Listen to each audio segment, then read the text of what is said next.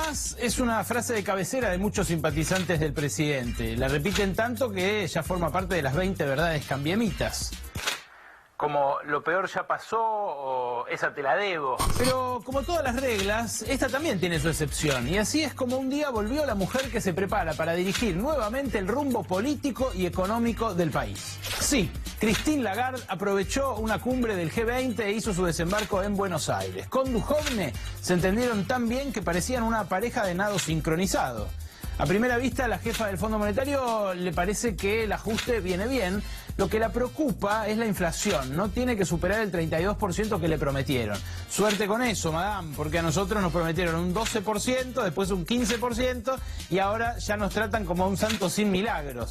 No nos prometen nada. La que sí promete y a lo grande es la CGT. Los gordos se pronunciaron en contra del ajuste del fondo y prometieron un conflicto infinito. Al gobierno mucho no le preocupó porque la edad promedio de los dirigentes sindicales sugiere que tan infinito no puede ser. Más bien suena a superestreno de acción hollywoodense para las vacaciones de invierno. Y podrían seguir otros títulos en esta saga. Vergüenza infinita, descanso infinito, recorte infinito, almuerzo infinito y un clásico para todas las edades. Mi familia es infinita. Yo tengo 170 primos segundos. Brown. No, Brown. 170 primos segundos, de los cuales conozco una muy minoría, y los cuales tengo relación con una minoría mucho más chiquita. La realidad es que no tengo vínculos, no los conozco. Otros que parecen infinitos son los aportantes truchos para la campaña de Cambiemos. Siguen apareciendo funcionarios, beneficiarios de planes sociales y hasta docentes que figuran como aportantes de miles de pesos para María Eugenia Vidal. Eso sí, los encargados de dibujar los montos tienen un curioso sentido del humor porque anotaron a Darío Lo Pérfido con 30.000 pesos. ¿Saldrá a decir que no fueron tantos como los desaparecidos? ¿Que fueron 8.000 pesos nada más? Por su parte, la jefa de la Oficina Anticorrupción se las arregló para decir que a la hora de dibujar aportes son todos lo mismo. Y ya que estaba, Laura Alonso dijo ayer también que para investigar al presidente están el Congreso y la Justicia. Y bueno, la modernización del Estado es así. La Oficina Anticorrupción no se ocupa de la corrupción, las fuerzas de seguridad tampoco pueden con toda la seguridad. Por eso ahora van a recibir un ayudín de las Fuerzas Armadas. Ojo, al que no le vendría mal un poquito de ayuda también es al presidente. Con esto, yo creo que claramente estamos enfrentando una tormenta, pero hemos sabido arriar las velas y fortalecernos manteniendo el rumbo. Claro, en vez de colaborar con la seguridad interior, las Fuerzas Armadas podrían darle una mano al presidente en el discurso. La aviación podría ayudarlo a distinguir entre turbulencia y tormenta. La Marina a saber cuándo arriar o alzar las velas. Y el Ejército, bueno, no sé, a levantarse temprano. Tierra fértil la Argentina, ¿no? Ideal para que crezcan los brotes verdes.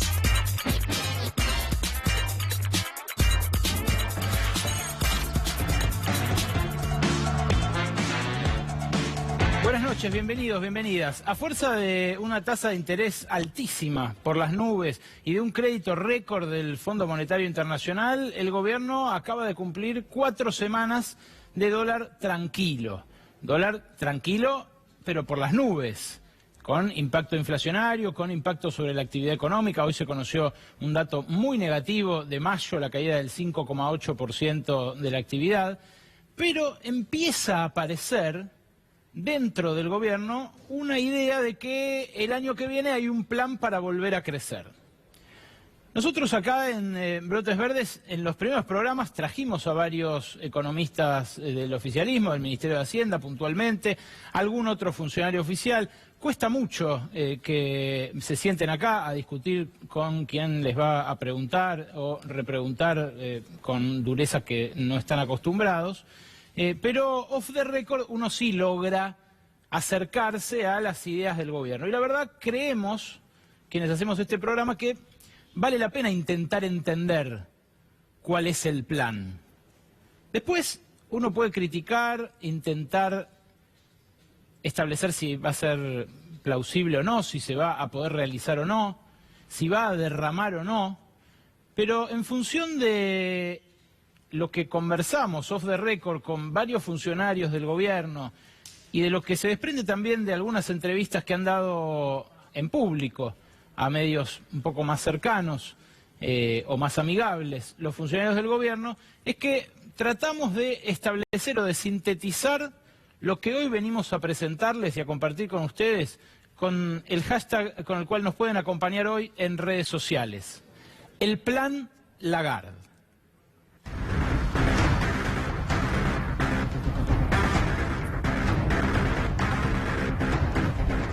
¿Por qué te decimos hoy que el Plan Lagarde consiste básicamente en una cosecha salvadora? Bueno, hay una breve anécdota que ilustra lo que piensa el gobierno y los sectores de negocios cercanos, alineados con el gobierno. La anécdota tiene que ver con estas últimas jornadas de G20, de debate internacional, de desembarco de Christine Lagarde y de muchas conversaciones que se sucedieron entre el staff del Fondo Monetario. Vino Alejandro Werner, vino Roberto Caldarelli, vinieron funcionarios de alto rango del Fondo Monetario con los economistas del gobierno y con, en general, las espadas económicas de Cambiemos y del oficialismo. En esas conversaciones es que se estructuró este plan. Y en el medio de esas conversaciones, nosotros hemos tenido chance de conversar con algunos de ellos. Bueno, la idea de la cosecha salvadora, el que más nítidamente me la transmitió, es un hombre muy importante del empresariado que me lo contó al pasar en uno de estos eventos, que se llama Daniel Funes de Rioja. No lo preservo en su identidad porque él no me pidió que fuera off the record y además me dijo, recordá esto, por favor volvé a ver la escena. Lo comparto con ustedes para que dimensionen hasta qué punto el gobierno apuesta a esa cosecha. Me dijo Daniel Funes de Rioja, presidente de la COPAL, de la Cámara de Industrias Alimenticias, presidente del B20, que es el grupo de negocios que acompaña al G20. ¿Usted vio, Berkovich, la película Plata Dulce? Por supuesto que la vi, le digo, es una de las mejores del cine nacional, me parece divertidísima. ¿Se recuerda la escena final? Yo no la recordaba, la verdad. Le dije, ¿qué? ¿Usted se refiere a lo de Arteche y la puta que te parió? Lo digo así porque hay palabras como que no tienen reemplazo, ¿no? Como decía Fontana Rosa. No, me dice, esa escena no. Es otra escena. Una escena donde se habla de economía. La escena, obviamente, como la película, fue grabada en 1982. Pero la quiero compartir con ustedes un minuto nada más. Es la escena final, menos de un minuto, son segundos. En donde se grafica esa esperanza que siempre tenemos los argentinos en algo salvador. En Vaca Muerta hoy, en una cosecha salvadora antes, pero siempre en algo ajeno a nuestro trabajo, a nuestro esfuerzo, a nuestra planificación, o en este caso, a una gestión de gobierno. Así, con estos segundos, termina la película que me recomendó uno de los empresarios que más escucha al gobierno. Mírala. Muy bien. ¿Por qué muy bien? Son dólares, viejo. Ahora que se fueron para arriba, encima hacemos negocio. Mira. ¿Cómo vas a ver? ¿Vos no querías hacer todo líquido? Ahí tenés líquido. Cortala, Rubén. ¿Viniste nada más que a verduguearme? No, hablo en serio. ¿Sabés cómo le viene esta lluvia al campo? ¿Vos tenés campo? No. Pero está el país. La cosecha, viejo. Con una buena cosecha nos salvamos todo.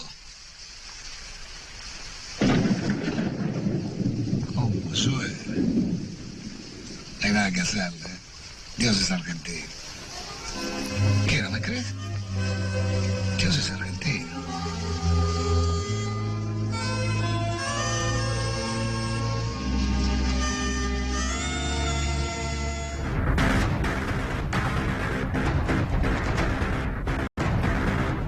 Dios es argentino. Y sí, esa es la apuesta principal, la apuesta central del gobierno para el año que viene.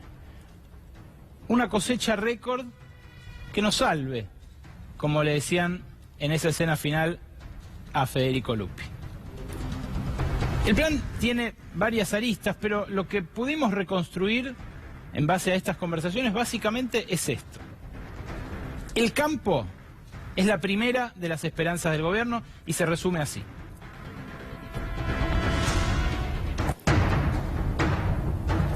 Mantener la baja de retenciones. Hoy estuvo Macri en la Sociedad Rural y volvió a reiterar que las retenciones le parecen un impuesto no inteligente. Claro, va a mantener la rebaja de retenciones, va a transferir otros 1.000 millones de dólares en 2019 a los sectores más concentrados de la producción rural, y la apuesta es que el clima acompañe y la cosecha sea de más de 130 millones de toneladas, el sueño que se truncó por la sequía en este último verano. Pero no es lo último. También la devaluación, y esto es interesante de ver porque el gobierno al principio dijo fue una tormenta, no devaluamos a propósito. Y sin embargo ahora dicen que la devaluación es lo que nos va a ayudar a crecer, a tener una revolución exportadora el año que viene. ¿Cuál es la otra pata? El turismo. En el turismo cifra también su expectativa el gobierno, porque lo que dicen es que, esta es la anterior, la siguiente, lo que dice es que se va a dar vuelta a la balanza turística, va a ser más receptivo el turismo y menos emisivo, lo que ellos resumen como efecto Bariloche y efecto Santa Teresita. Efecto Bariloche porque los brasileños que hoy van a Chile la reemplazarían por Bariloche ante la diferencia de costo que ahora se abarató. Y el efecto Santa Teresita por los argentinos que se iban al Caribe o a Brasil, que van a veranear en las playas de la costa bonaerense. En junio, el informe que acaba de sacar ayer el Banco Central muestra que se achicó el déficit de turismo, pero igual siguió dando negativo, se fueron casi 600 millones de dólares. Y fíjate vos, los dólares del turismo pueden ser, según el año, 6.000, 7.000 millones de dólares que se van entre la diferencia entre lo que entra acá y lo que sale por argentinos que viajan al exterior. Ahora, eso, al lado de la fuga de capitales récord que ayer el Banco Central mismo admitió de 16.676 millones de dólares en la primera mitad del año, una fuga de divisas récord que nunca se había registrado desde que hay anotaciones, desde que hay estadísticas, no llega a compensar para nada eso. Pero no es lo único, porque también tiene expectativas el gobierno en que la devaluación ayude a que la industria no sufra tanto como viene sufriendo hasta ahora durante la administración Cambiemos. ¿Por qué? Bueno, porque si bien el gobierno abrió a propósito las importaciones, dejó de controlarlas, dejó de regularlas, y motivó eso la avalancha importadora, lo que dicen ahora es, aunque no las controlemos, igual como es más caro, se va a importar menos. Razonable esto. Pero lo que suponen es que eso va a compensar la depresión del mercado interno, que es lo que resulta del ajuste que empezó a practicarse en la primera mitad de este año y que le prometieron al Fondo Monetario van a fortalecer muchísimo en la segunda mitad y el año que viene. La cuarta es la energía, el efecto vaca muerta.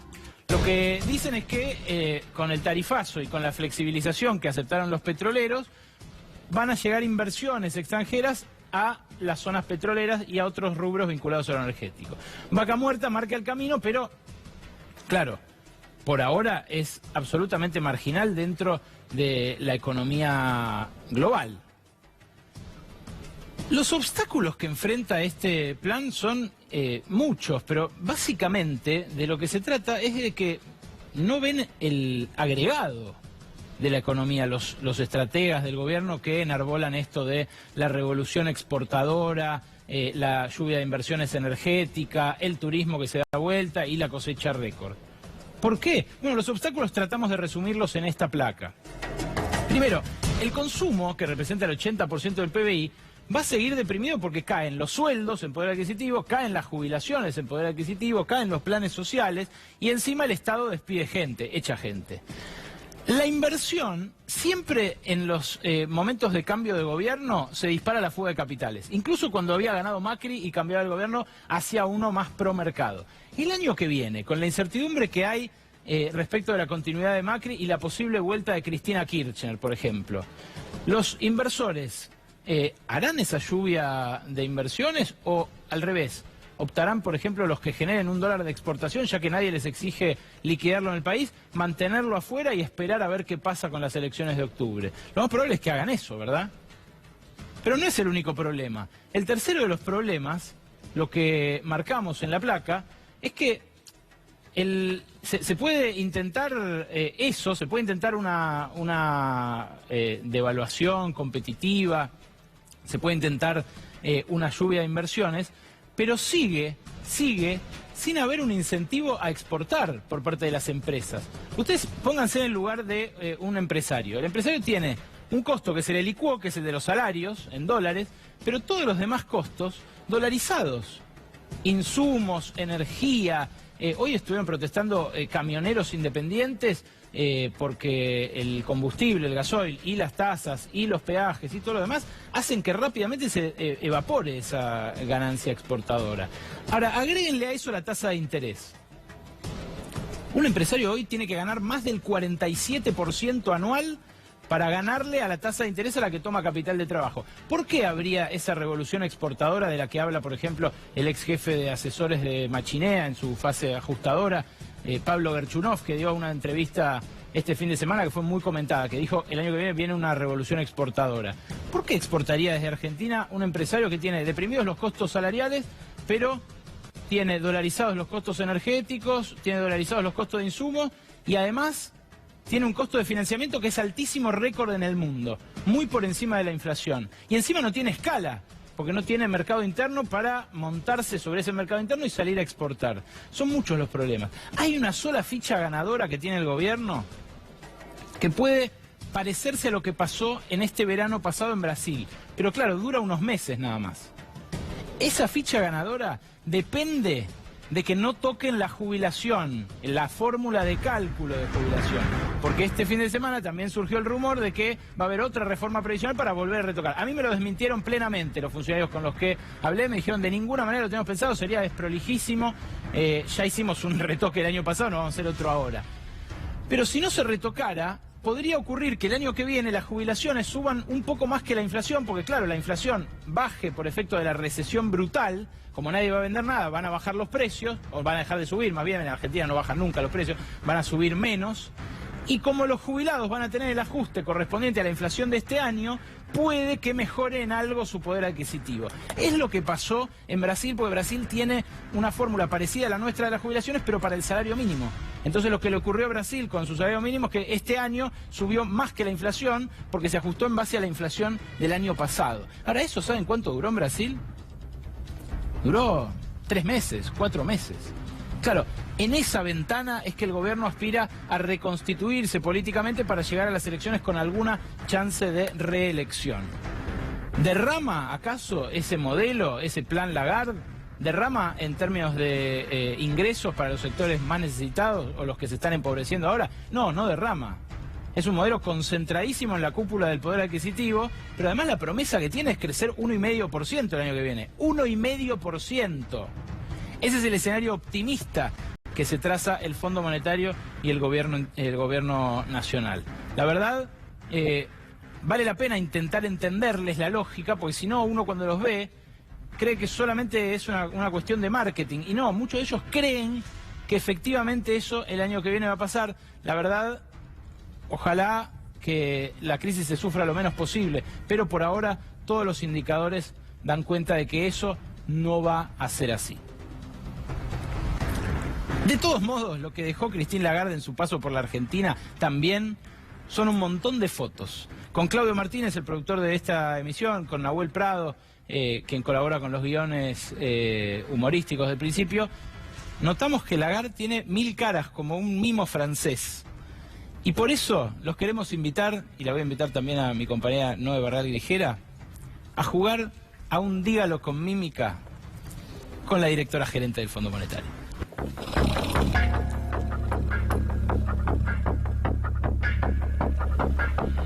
Gestos que lo dicen todo tiene Christine Lagarde para compartir con nosotros, y los invitamos a ustedes también a jugar desde su casa. Nosotros les vamos a mostrar una foto y ustedes tienen que adivinar qué está diciendo.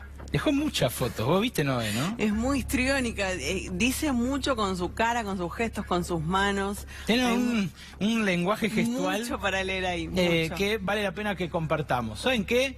Participen con las redes sociales, con Facebook, con Twitter, con el hashtag Plan Lagarde. Pueden tirar la suya, a ver si le pegan. Por ejemplo, con esta primera foto.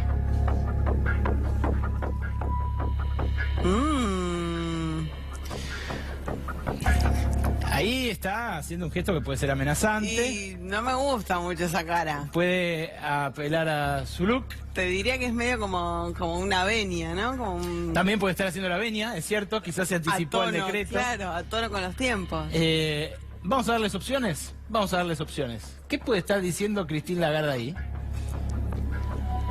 Yo ya curtí a este look mucho antes que Sergio Denis.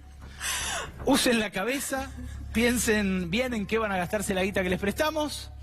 O, bueno, Claro. el último más amenazante, ¿no? Si no pagan son boleta, ahí tenía que ser la mano un poco más abajo, ¿no? Medio como bajando. Claro, la de Moreno. La de Moreno gustó. Yo me inclino por la segunda, por la de que usemos la cabeza. A ver, ¿cuál era? A ver. No sé. Ya sabes. Usted, Qué miedito. ¿vos le pegaste desde tu casa? Bueno, fíjate, tenemos otra foto. Si no le pegaste, puede ser esta tu oportunidad. La segunda foto de Lagarde es la siguiente. ¡Oh! Ay, pero si ella sonríe mucho, ¿por qué en todas las que estamos jugando está con estas caras de terror? Bueno, está en Argentina, ¿no? Claro. Convengamos que puede darle el miedito, nos acaba de dar 15.000 millones de dólares. ¿Qué puede haber dicho Lagarde? Compartamos las opciones, a ver qué les parece a ustedes. ¿En serio el ministro de Educación no vive en un baldío? Claro, dice, si yo fui a cenar ahí, ¿cómo puede ser? Uy, la segunda muy picante. ¿Cómo que figuro como aportante de la campaña de Vidal? Ah, ahí viene Macri de nuevo a hacer un chiste de fútbol. Esa última. Claro. Para mí es esa última. A ver, Rodo, ponela directamente. Sí, porque tengo mucha impaciencia. ¿Cómo que figura como aportante? Terror en la cara de... Parecía que lo dice, ¿no? Es muy histriónica. ¿Cuál más tenés? A ver, mostrame una más. Mostrame una más, dale. Si la gente juega... Uy, mirá. ¿Por qué? Mirá, pero esta la conocían los hinchas de River de ¿Es la de sala. River? No sé si es de River. Ahí está con Jorge Brito hijo, con uno de los vicepresidentes de River, con un funcionario de FIFA, me parece. ¿Qué puede haber dicho con la camiseta de River? A ver. Yo se la llevo, muchachos, pero no creo que Mbappé vaya a venirse a River. Tanto me habló Macri de su boquita que me hice de la contra. O yo siempre hincho por los Millonarios. Para mí es esa Sí, última. claramente es la última. Para mí es esa última. No sé ustedes cómo les está yendo en casa, Aunque pero... la de hacerle la contra a Macri puede ser, pero para mí Pero es que si, hincha no, por... si está alineadísima. Están alineadísimos. Para mí es que hincha por los millonarios. A ver, dale, dámela. Obvio, Eso, yo siempre he dicho obvio. por los Millonarios. Creo que nos queda una más, señores, perdonen la digresión, pero bueno, a veces hay que tomársela así también. Si no... ¡Oh! ¡Ese gesto! ¿Un 3? ¿Es un 3? Es un 3, sí. Es ¿3 o 4? ¿Qué le puede estar diciendo a ese señor? Parece otro mandatario, ¿no? Esta foto también surge de estas conversaciones. 3 puntos de inflación les quedan a estos pibes. Andar redactando el waiver, el perdón. 3 goles nos hicieron estos muertos en el Mundial, 3. O, ¿sabés lo que tenía en la reserva del Banco Central? Claro, 3 empanadas. claro. Otro homenaje al Cine Nación. Lo vio Brandoni, claramente. Bueno, a ver, para desempatar a 3 ustedes empanadas. que están ahí en familia apostando. 3 puntos de inflación les quedan a estos pibes. Anda redactando el waiver. Gracias, Noé. En instantes viene Noelia Barral Grijera a presentarnos, ojo a esto, el tema del día, el tema de la semana. Lo que el gobierno destapó y que nadie esperaba. De vuelta los militares en las calles, y Noé tiene para presentar los puntos estratégicos, los objetivos estratégicos a los cuales supuestamente el gobierno dice que va a proteger con las Fuerzas Armadas. Ojo a esto, es un tema que también vamos a estar tratando en instantes en el cafecito con Luis Zamora, que vino a visitarnos hoy. Pero antes, les decía, hoy fue Macri a la rural. Estuvo muy poquito, estuvo media hora, casi disculpándose por no ir a la inauguración, que va a ser el sábado, donde va a estar Gabriela Michetti, porque Macri emprende un viaje a Sudáfrica por los próximos días y hasta el fin de semana. En la rural, Macri estuvo con los ganadores del campo, con los que le cantaron sí se puede, con los que le agradecieron porque le siga bajando las retenciones, pero afuera de la rural, ayer estuvieron regalando miles de kilos de verduras gratis a la gente que pasaba, los agricultores que no son los ganadores del modelo, que son los que hacen la comida que vos y yo le damos a nuestros hijos, los vegetales que se comen en los grandes centros urbanos, y que son 350.000 agricultores que en todo el país hacen a diario la verdura del consumo interno. A ellos, y especialmente a 200.000 beneficiarios del monotributo social, les acaban de cortar todos los víveres. Y eso es lo que estaban poniendo en escena allí. Nahuel Levalli, de la Unión de Trabajadores de la Tierra, gracias por venir a Brotes Verdes. Precisamente, con sus brotes verdes, mírenlos. Sí. Nahuel, ¿cuál es la problemática? Bueno, ahí como decía, estuvimos el miércoles pasado en la inauguración de la rural, mostrando que somos el otro campo, presentando un poco esto, las políticas de este gobierno, que lejos de estar apoyando al sector que produce los alimentos, como vos decías, viene ahogándolos con la devaluación, con los tarifazos, con la inflación, y en estas últimas semanas una de las peores medidas que ha tomado, que fue la quita del monotributo social agropecuario, una herramienta fundamental para el acceso a la salud, a los aportes jubilatorios, a la regulación para nuestro sector. Por eso es que el miércoles pasado estuvimos en la Puerta de la Rural y pasado mañana jueves, el conjunto de todas las organizaciones de pequeños productores vamos a estar haciendo un abrazo simbólico al Ministerio de la Industria, acá en Buenos Aires y en el resto del país en distintas actividades en las provincias. ¿Cuánto costaba sostener el monotributo social agropecuario? Le salía al gobierno 12 millones anuales. ¿12 millones de pesos? 12 millones de dólares anuales, 30 millones mensuales al gobierno, mantener el monotributo a costo cero. Por 30 millones de pesos mensuales. 30 millones de pesos mensuales. O sea, 12 millones de dólares anuales. Vos lo ponés en dólares para comparar con los 1.000 millones. Para comparar con los 1.000 millones que, debido a la quita, a la baja de retención, está por otro lado dejando de recaudar. Por lo tanto, el discurso que nos daban es: somos un país pobre, no hay plata. No es que no hay plata, sino que se está direccionando para determinado lugar. Gracias, Nahuel. Para ustedes, que me imagino son cultivadoras, que trabajan la tierra y están en las huertas, ¿qué significaba el monotributo social agropecuario? ¿Cómo está? Buenas noches. Buenas noches. Sí, para nosotros era muy... nosotros, o sea, teníamos el beneficio a tener una jubilación y también tener una obra social para nuestros hijos y para nosotros también. Y ahora es muy lamentable a la quita del monotributo que estamos pasando, no solamente nosotros, nuestro sector, también nuestros chicos. Hay muchas familias también, así que es muy lamentable lo que está pasando. A eso además le suman que les pagan mal, les pagan tarde, les meten el camión de culata y les ponen los precios. Y sí.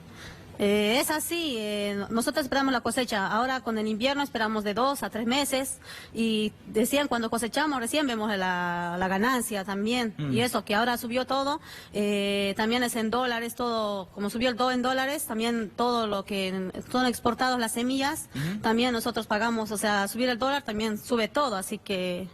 Es lamentable también lo que está pasando en nuestro sector. Bueno, ojalá los escuchen. Muchas gracias por venir a Brotes Verdes. Gracias a usted. Ahí está, el otro campo. No es todo lo que se ve en los silos y en los puertos de exportación. También está esta realidad que tiene mucho, pero mucho más que ver con nuestra alimentación cotidiana.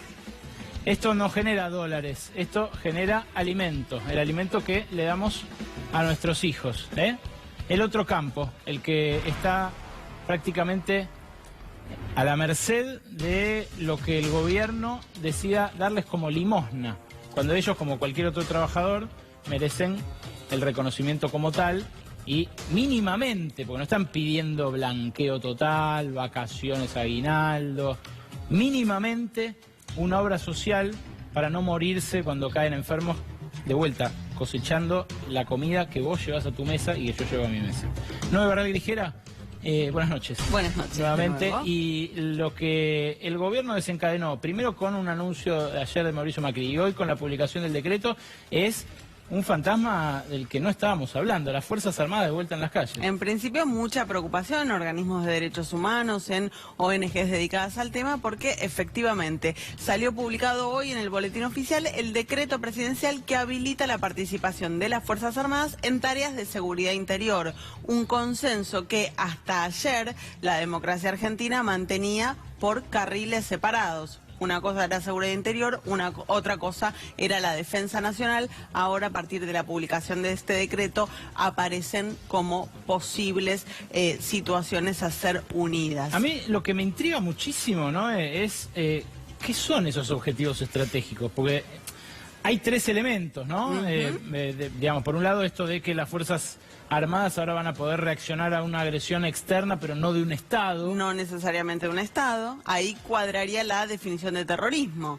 Pero Claro, de no terrorismo. solo de terrorismo. Claro, porque también pueden decir que son terroristas los mapuches de la RAM. Exactamente. Pueden decir que es terrorista un gremio que hace una huelga en un puerto. Mira, hoy, por ejemplo, hubo en un puerto 100 despidos, en un puerto privado de una aceitera que acaba de ganar millonada con la devaluación. Lo vamos a ver en un rato porque los puertos agroexportadores son uno de los objetivos estratégicos. Lo que dice el decreto es que las Fuerzas Armadas se van a poder dedicar a tareas de seguridad interior para proteger y custodiar las fronteras, los canales de agua que sean también divisores, que sean fronteras, y los objetivos estratégicos, y este es el punto clave que habilita la duda. ¿Qué son estos objetivos ¿Y estratégicos? quién define qué es un objetivo estratégico? Vos sabés que, Ale, lo charlábamos ayer, en el borrador del decreto al que tuvimos acceso, aparecía muy claramente quien lo definía, que era el Poder Ejecutivo. El Poder Ejecutivo, a propuesta de Defensa y de Seguridad, iba a ser quien definiera estos objetivos estratégicos.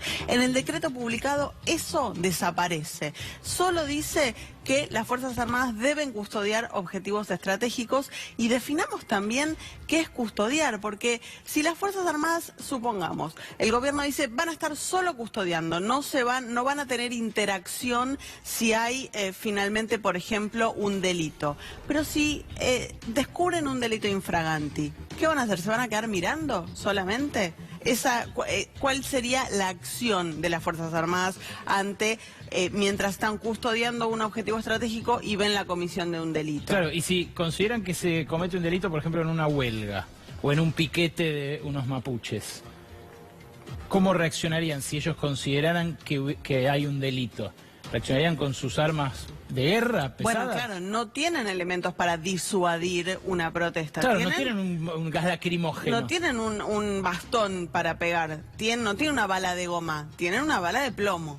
Efectivamente, vamos a ver algunos de los objetivos estratégicos que, charlando con funcionarios, nos ponían de ejemplos. El primero es la Triple Frontera, un lugar que históricamente aparece en los dichos de quienes postulan este tipo de intervención de las Fuerzas Armadas, este tipo de custodia de las fronteras.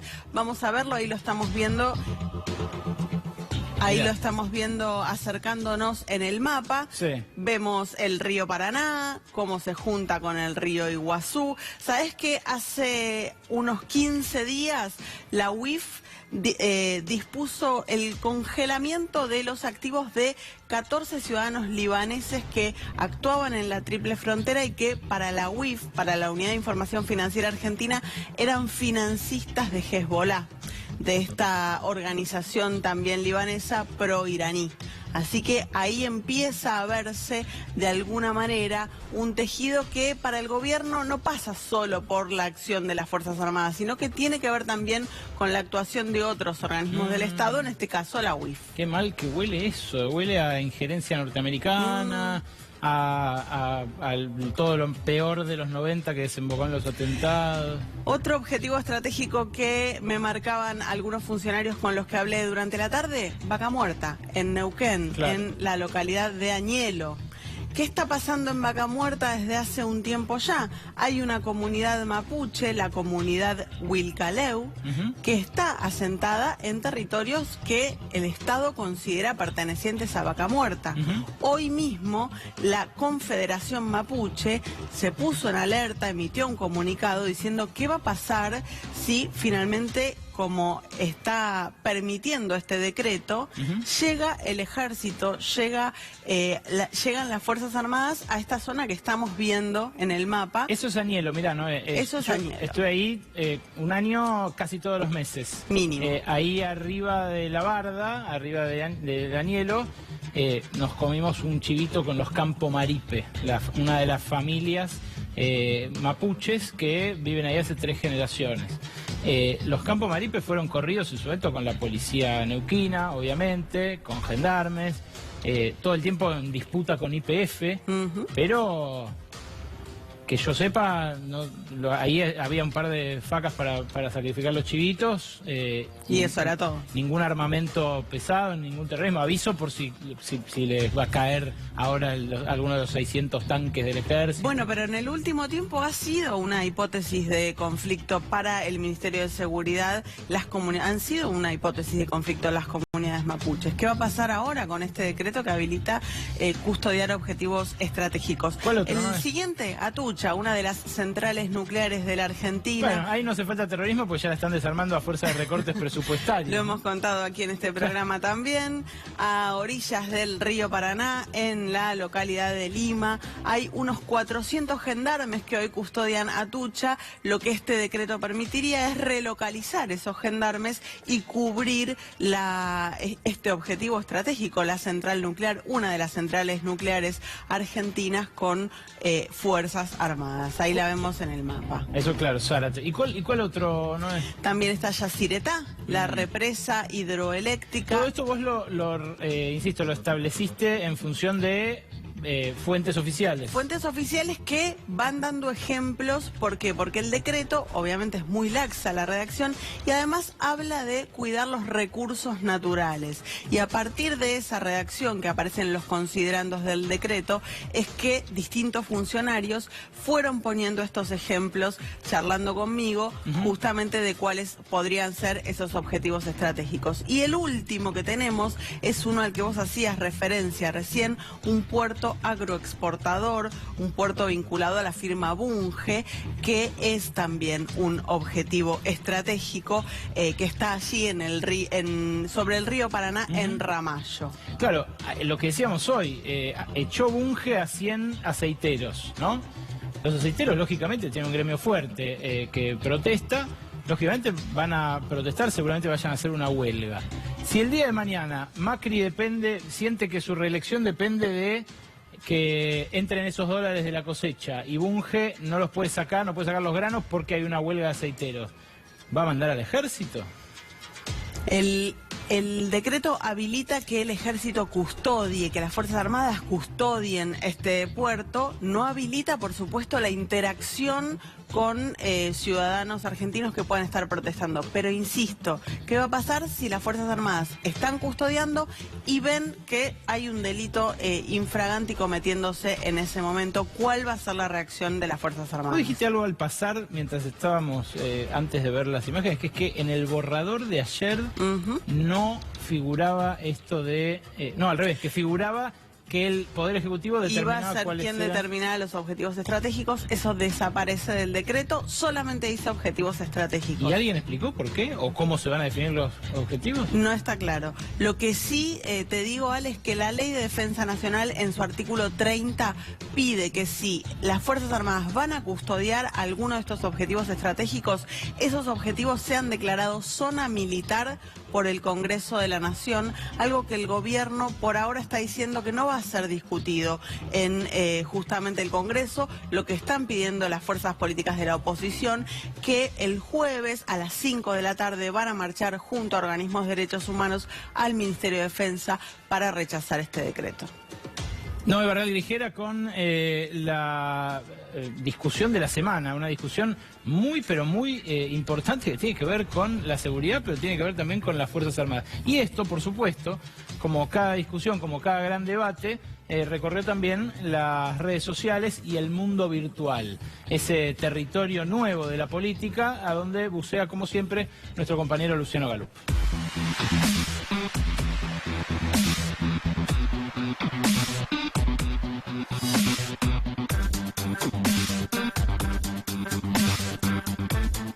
Buenas noches, Galup, ¿cómo le va? ¿Qué hace, Sale? Bien. Bien, ¿todo bien? Bueno, ya veo que el título lo dice todo. Así de tajante fue, todos en potente. contra. Sí, mucho rechazo en redes, en Twitter y en Facebook, bastante potente el rechazo. Y mucha voz opositora y poco vocero oficial participando en la discusión. Pero tenemos ahí una primera placa que muestra el volumen de la conversación en Twitter. Muy grande, 127.000 tweets en menos de 24 horas. Es una cantidad importante de tweets y dentro de esa cantidad importante de tweets tenemos la siguiente placa que nos muestra quiénes hablaron a favor y quiénes hablaron en contra. Un montón de tweets, ¿eh? 127.000 tweets, son un montón.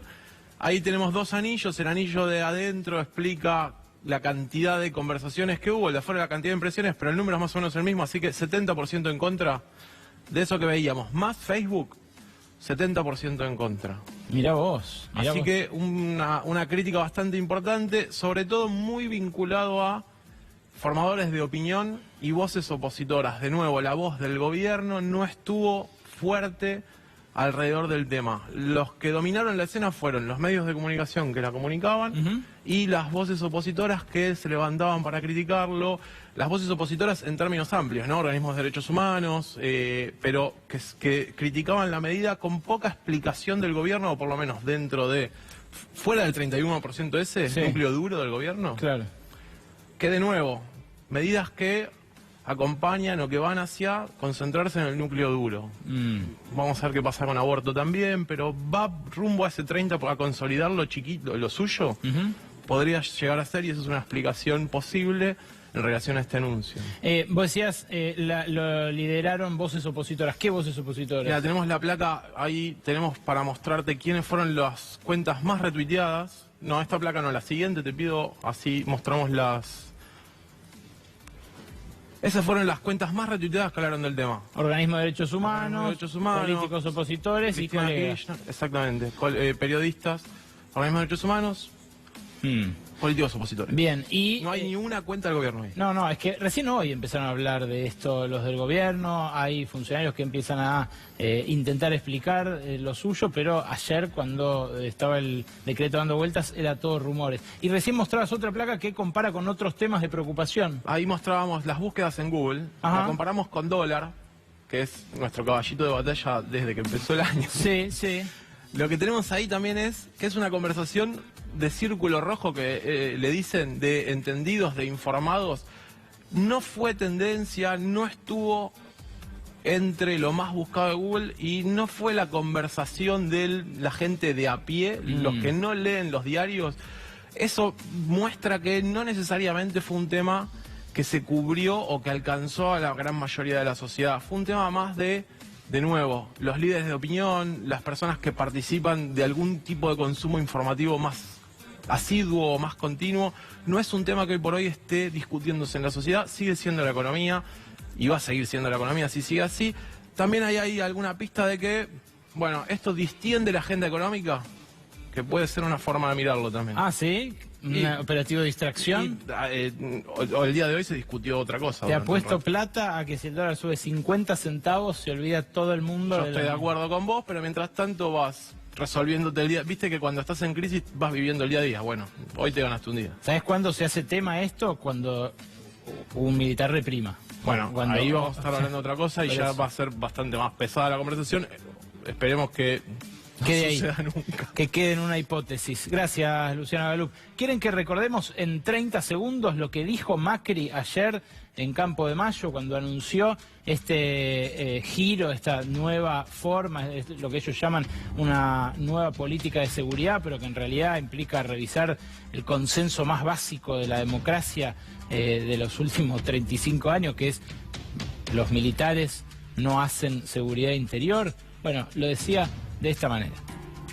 Sabemos que es necesario avanzar en un debate genuino y sincero sobre la reforma del sistema de defensa de nuestro país.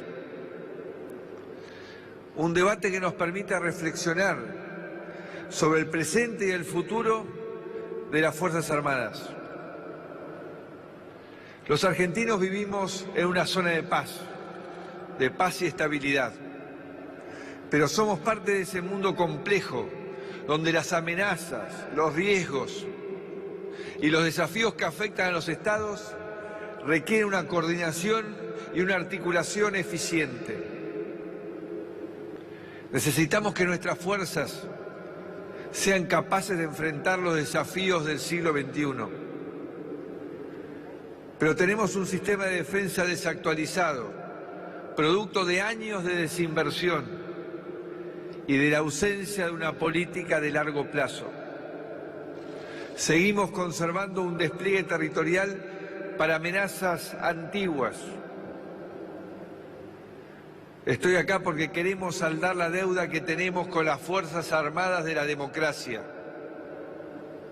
Este proceso de modernización va a iniciarse con una nueva directiva de política de defensa nacional que destaca la misión principal de las Fuerzas Armadas, de proteger la soberanía y la integridad territorial de nuestro país.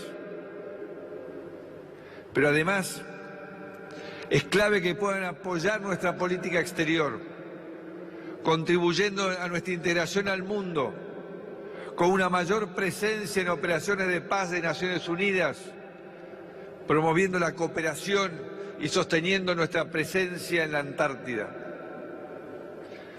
También es importante que puedan colaborar con la seguridad interior, principalmente brindando apoyo logístico en la zona de fronteras.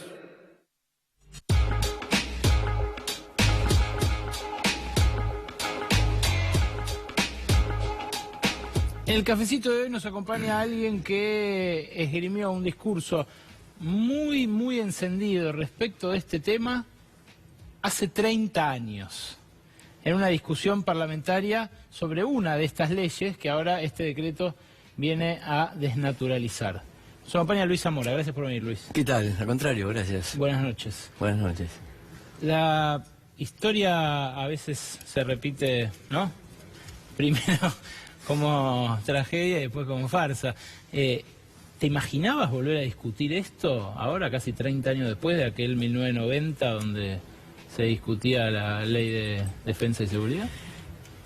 Bueno, lo que ocurre es que cuando discutimos la ley de seguridad interior, que supongo que estás haciendo referencia a ese debate en el Congreso de Diputados, se votó a favor de la ley de seguridad interior, yo voté en contra.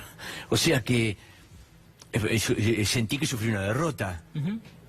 No preanunciaba nada nuevo, ni nada bueno, porque al mismo tiempo se daba en el marco de los procesos de hiperinflación de Alfonsín primero y de Herman González Menem en el 91, de privatizaciones, de protestas populares, de luchas contra las privatizaciones, luchas obreras y de acuerdos con el Fondo Monetario.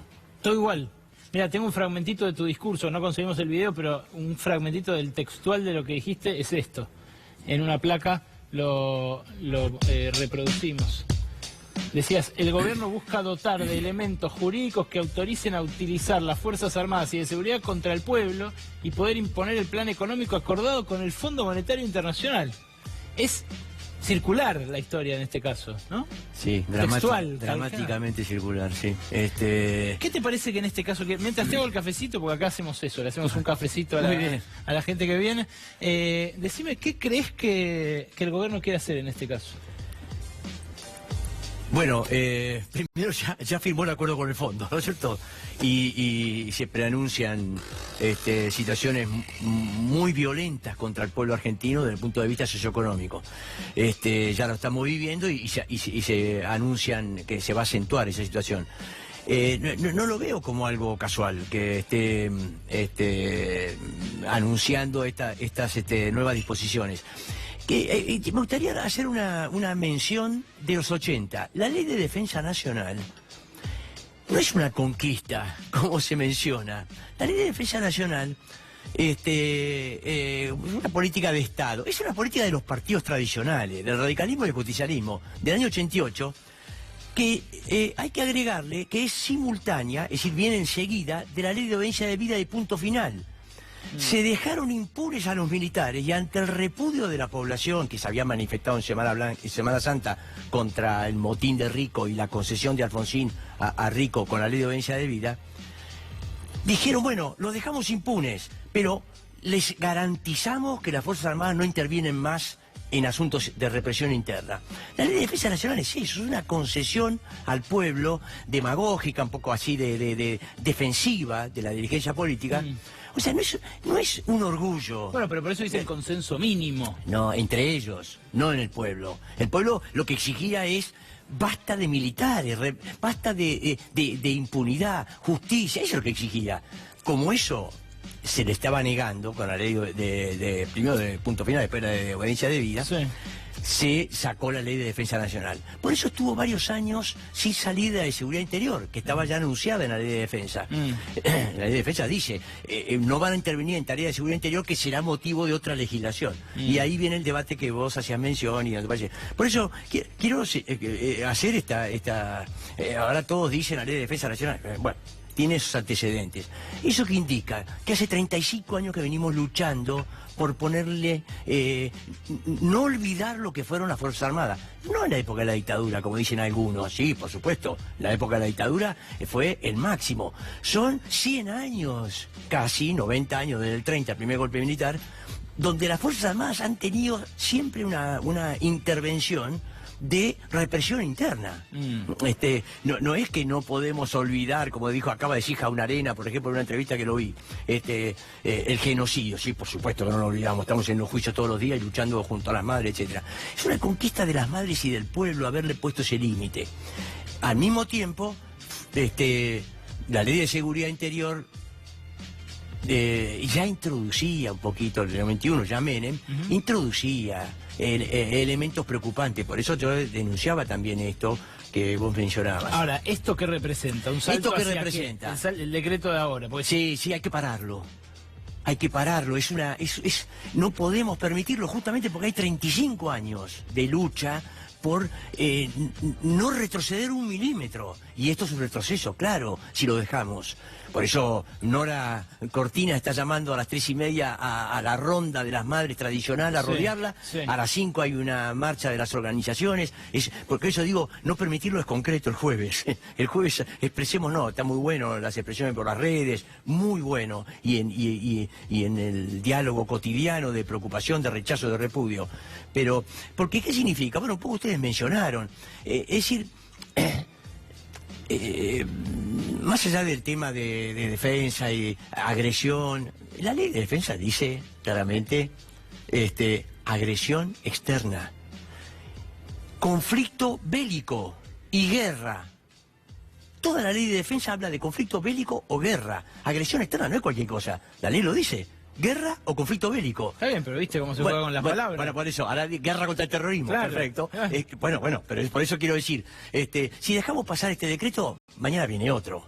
Y mañana viene otro, y finalmente va a haber otro que va a decir, bueno, podemos rodear el estudio de Berkovich con militares porque es una agresión externa lo que está reproduciendo, y lo dice el decreto. De alguna manera, según dónde se ubique uno, pues así. Y como yo estoy al lado tuyo en este momento, por ahí estoy justo también rodeado. Bueno, pero entonces, para vos, el gobierno se prepara para reprimir abiertamente.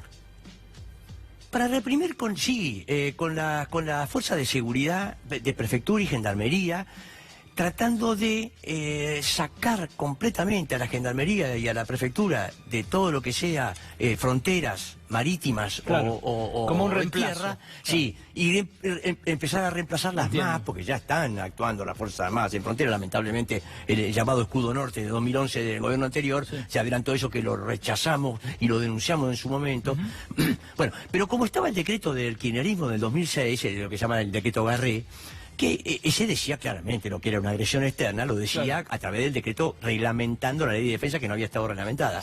Bueno, que es el que deroga este específicamente dice derogar los artículos que justamente se contraponen. Bueno, y con esa excusa, como hace siempre, el gobierno lo que dice es, estamos derogando la política K de seguridad frente interior. A que hay nuevas amenazas, que es el discurso norteamericano, claramente, de Bush, ¿no? Yo lo que me preguntaba cuando hablaban de nuevas amenazas de ciberterrorismo es cómo unas Fuerzas Armadas que gastan el 85% de su presupuesto en sueldos, que me imagino deben tener unas impresoras viejas de chorro de tinta y de matriz de puntos y unas pantallas monocromáticas, combatiendo el ciberterrorismo. Sí, por eso la argumentación es insostenible, pero lo que no es insostenible es que es el discurso norteamericano que viene ya de 20 años de atrás. O sea que ni siquiera es muy creativo. Están repitiendo lo que viene el narco tráfico y el terrorismo transformado en narcoterrorismo, es el discurso norteamericano, ya lo venimos. Ahora, habla de objetivos estratégicos y intereses vitales, y eso lo agrega el decreto, no estaba en la ley de defensa. Objetivos estratégicos sí, pero y en la legislación vigente, pero no habla de intereses vitales, que hay intereses vitales mucho más amplios todavía, y los bienes comunes, habla de recursos naturales. ¿Qué significa? ¿Quién nos amenaza? Foráneo. No, se lo están entregando todos a las transnacionales. Claro, no se falta que lo amenacen. No le falta que lo amenacen, al revés, lo están facilitando, lamentablemente desde el 96 por lo menos. ¿Y qué son? La megaminería, toda la cordillera, bueno, Vaca Muerta, la producción petrolera y gasífera no convencional, claro, petrolera y gasífera, que ha sido cuestionada, muy cuestionada por trabajadores petroleros y también por pueblos originarios y por población. En Neuquén, por ejemplo, vos mencionaste y vos conocés del tema. Bueno, y la megaminería no son intereses foráneos justamente lo que están cuestionando, no, están cuestionando las poblaciones, Esquel, Famatina, Tinogasta, Andalgalá. ¿Vos imaginás militares reprimiendo la asamblea? Me imagino, como señaló tu colega, como pueden custodiarla, intereses vitales, objetivos estratégicos, puede ser bajo la lumbrera. Entonces, amenazada por la movilización constante de Andalgalá y de todas las asambleas, o Famatina o Esquel. Entonces, custodiada por las Fuerzas Armadas. Bueno, eso se puede ir, ¿qué quiere decir? O disuadir la protesta o enfrentarla, que son las dos expresiones de la ley de defensa. Prevenir o enfrentar. Bueno, tienen que justificar que tiene que haber una agresión foránea o externa. Y bueno, por ejemplo, los pueblos, la movida de donde termina con su muerte Santiago Maldonado, recordemos que empezó toda una propaganda de que el pueblo mapuche tenía vínculos con británicos, con los ingleses, no, también con los chilenos, pero incluso con los británicos, que tenían una sede en Londres, que desde allí, todo esto, bueno, y por supuesto con los chilenos. Entonces, no es tampoco muy difícil que puedan vincularlo con un, porque sí se remarcan una y otra vez que tiene que haber algo foráneo, algo externo tiene que haber. La ley de defensa dice claramente que es una fuerza armada de un Estado interno. Claro. Pero, bueno. Y la reglamentación de Nilda Garré también. La reglamentación lo expresa más claramente, pero la ley de defensa no lo dice así específicamente, Luis, lo dice se me va el tiempo y no o sea que, claro, efectivamente, el comienzo de ustedes, yo no sabía que tenían esa frase mía pero ese vínculo... Fondo Monetario, represión, militares. Mirá, iba a decir, quise decir Macri, pero bueno, no es casual. Macri está en un momento de pérdida de expectativa, dicen los medios, en la población, cae el respaldo social, y pérdida de confianza, para utilizar la expresión, en poder económico, en poder empresario. Sí, claro. Y para mí intenta también dar una muestra de autoridad, con militares cerca, rodeado, de gobernabilidad, de señales al inversor extranjero, lejos de parar el saqueo, la amenaza externa, que es el saqueo de las multinacionales, está garantizándole el saqueo de las transnacionales, es decir, tratando de garantizarlo. Luis, antes de que se me vaya el tiempo, un poco a la política, sí. El año que viene hay elecciones, hasta hace 6 meses Macri sentía que tenía la reelección. Sí, esto es la política que estuvimos hablando. Sí. Quizá la política más importante. Tenés razón, la política electoral. Bueno, pero la electoral. Vamos al futuro del gobierno, básicamente. Cuando dice ahora Macri que el año que viene se enfrenta a una realidad incierta, y se lo dice a los empresarios, lo dice a sus ministros, incluso cuando se expresan que vamos a ver si vuelven a crecer. ¿Qué quiere decir? Lo dice el Fondo Monetario también, Lo dice el Fondo Monetario. ¿Chocaron la calecita? ¿Los boicotearon de afuera? ¿No les creyeron los mercados? No, este es un gobierno, se armó. Recordemos que Macri subió, en las PASO sacó el 22%, Macri. Cuando había 15 candidatos, 80% de la población no lo eligió a Macri. O sea, tiene una debilidad de origen ya político, es decir, en la población, es fundamental. Después, con todas las maniobras electorales, las PASO, todo eso, van eliminando candidatos, quedando, 50% lo votó, termina votándolo, pero originalmente no lo quería votar el 80%. Bueno, eso se reflejó en todos estos años. Es un amontonamiento, Cambiemos. Por eso tiene tanta crisis interna, etcétera. En una situación agudizó todos los problemas estructurales de la economía argentina, la extranjerización, la concentración, la sojización, la primarización y el endeudamiento. Bueno, agudizó todos los problemas. En 2 años hasta se podría pensar que se podía haber agotado más rápidamente pero quizá por apoyado mucho en que hubo una decisión de un sector del pueblo argentino de no volver para atrás, y se apoyó constantemente en esa crítica al kirchnerismo y trató de polarizar la grieta, toda esa historia. Pero bueno, con eso no se come. El salario está cada vez peor, las jubilaciones, todo y ahora ya amenazada la fuente de trabajo en una crecientemente. ¿Ya no paga la grieta en términos electorales? No sé, pero yo creo que está creciendo mucho. No, volverán a usarlo, y qué sé yo. Por ejemplo, el ejemplo que dan de que se quebró un poquito el respaldo mediático, ¿no? No es que se quebró. Lo que está cambiando es la población. Ya ahora no está de acuerdo con que le digan que esto es fenómeno. ¿Está de acuerdo? Entonces, ya las grietas en el discurso mediático que rodeaba mayoritariamente a Macri está grietándose justamente. Tampoco parece haber recambio porque Vidal cae estrepitosamente. Bueno, no, claro, pero tampoco hay recambio enfrente, ¿no? Digamos, frente a ni se han presentado nada, ni la población lo ve. Solo la izquierda tendría la posibilidad de presentar una alternativa y la presenta, de hecho, en su programa. Nosotros, y el FIT, y toda la izquierda clasista que tiene un programa. Desconocemos la deuda externa, pero no en el sentido que la desconocemos. En el sentido, invitamos a decirle al mundo que la hemos pagado, no debemos nada. Era una estafa, pero aún así nos obligaron a pagarla, ella está pagada. Vos, Luis, a diferencia de los dirigentes del FIT, has manifestado que no te daba lo mismo entre el kirchnerismo y Macri. No utilizamos nunca esa expresión, me parece poco...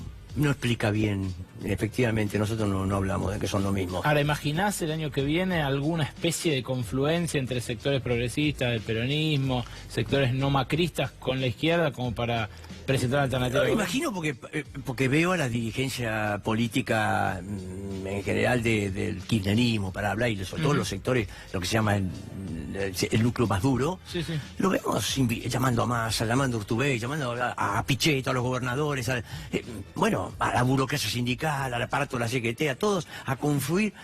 A la vez votando el aborto, cosa que antes no pasaba. Bueno, por eso, eso no, sí, por supuesto, no es lo mismo. Por eso, no es lo mismo que un grupo como el grupo, núcleo duro, que en la Cámara de Diputados votó contra los buitres, votó contra las tarifas, está adelantando que va a votar por la legalización del aborto, una conquista extraordinaria de las mujeres, y ahora...